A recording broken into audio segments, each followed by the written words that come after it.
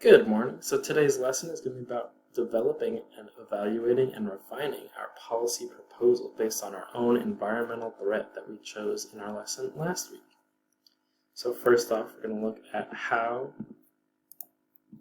our timeline looks like in this whole process of developing a policy proposal.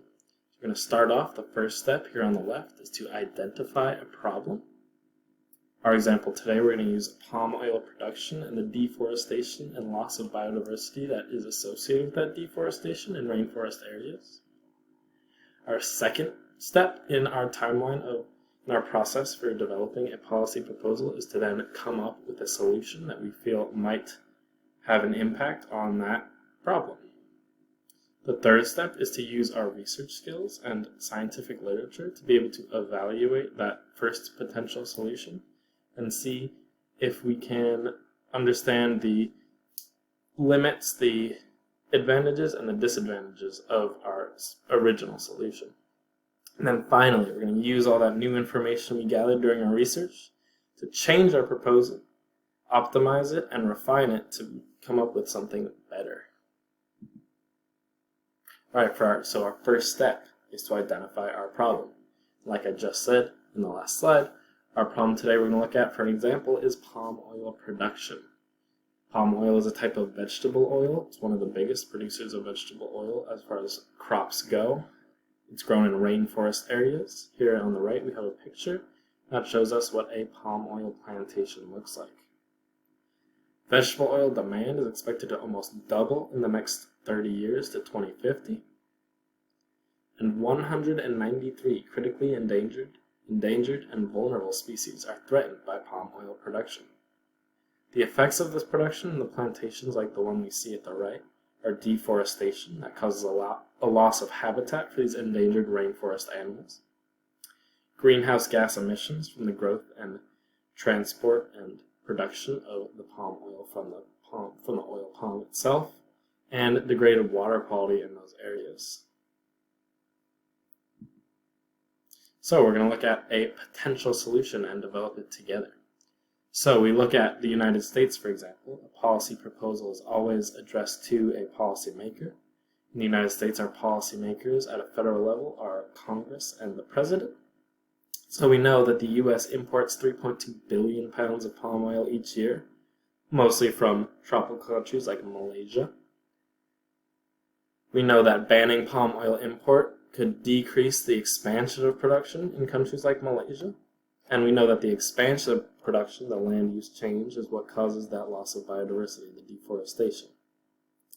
So our initial policy proposal is going to be to ban the import of palm oil to the United States, hoping that the rest of the international community will then follow suit and end palm oil production in the long term. So now we've identified our problem.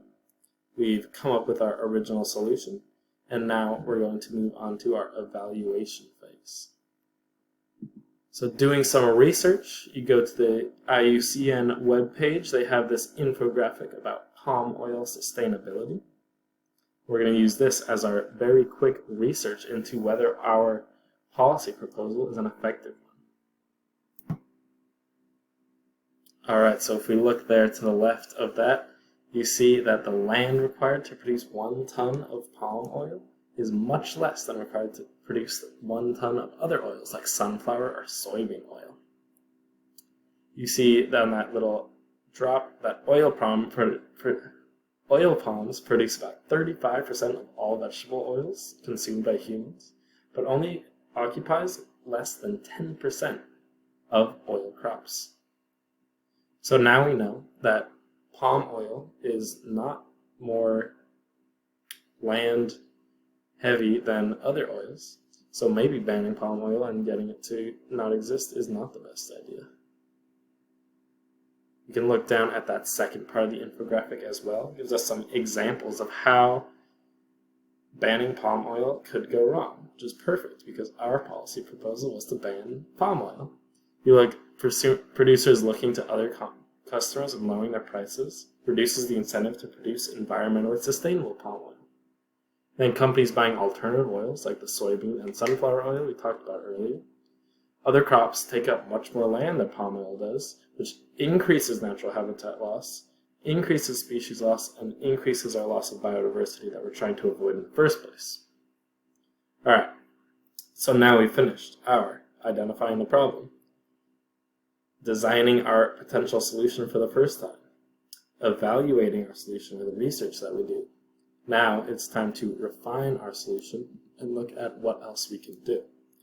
So now, taking what we learned in our evaluation stage, we know that palm oil is one of the more sustainable oil crops. However, that doesn't take care of the problem. There still is habitat loss, there still is greenhouse gas emissions, there's still degraded water quality, all because of palm oil production.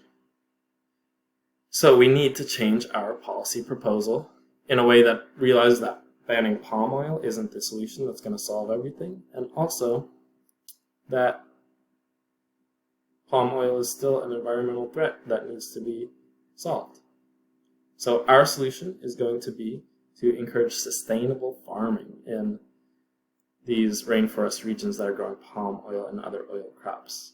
Sustainable farming is a concept we're going to talk about in another lesson, but I just want to implant that idea in you right now that sustainable farming is going to be able to help plantations like this not destroy the natural environment that they exist in. All right, thank you so much.